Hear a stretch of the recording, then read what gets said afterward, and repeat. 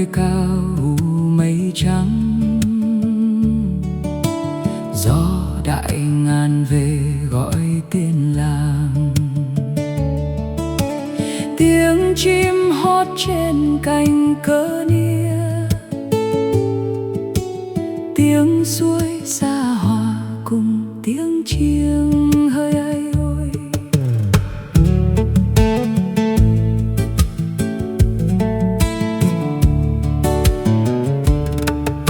Lẽ em nằm bên triền đồi xanh, khói bếp chiều bay qua mái nhà, con đường đất đỏ quanh co đó dẫn bước người đi nhớ quê hương. Ai ơi, ai ơi, tiếng chiêng vang giữa đêm hội lớn, lửa bập bùng sáng giữa sân làng. Trai gái xoan vòng quanh nhà rông, tiếng cười vui vọng khắp núi rừng. Hỡi ai ơi, mùa lúa chín vàng trên nương mới, mùa bắp thơm đầy khắp kho làng. Bàn tay cha vun từng gốc lúa, bàn tay mẹ dệt những mùa vui.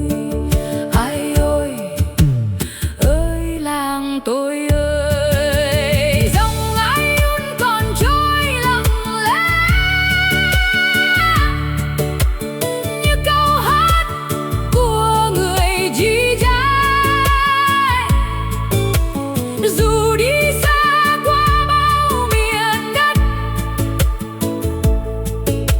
lòng vẫn thương Pleiku không nguôi. Hỡi ai ơi, nhớ tiếng mẹ ru bên bếp lửa, nhớ tiếng cha kể chuyện ngày xưa, nhớ cây nêu trong mùa lễ hội, nhớ tiếng chiêng gọi bạn bốn phương. Ai ơi, ai ơi, mang nhang ơi quê hương yêu dấu, núi vẫn xanh và gió vẫn về, tiếng dân ca còn vang mãi mãi theo bước người qua khắp nẻo đường.